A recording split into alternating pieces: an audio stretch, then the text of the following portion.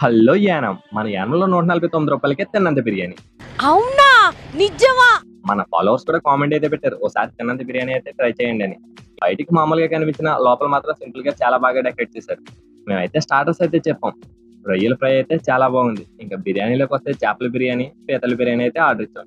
అవి వచ్చి మా కళ్ళ ముందు కనిపించగానే మాకైతే ఒకటే అనిపించింది, ఇంత ఫుడ్ ఎవడైనా తింటాడా?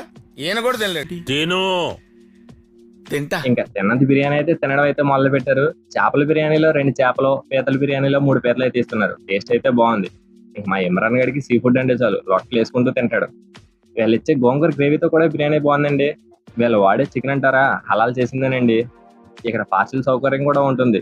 మీ ఇంట్లో ఏ శుభకార్యాలకైనా సరే అతి తక్కువ రేట్లో క్యాటరింగ్ చేస్తారేంటండి.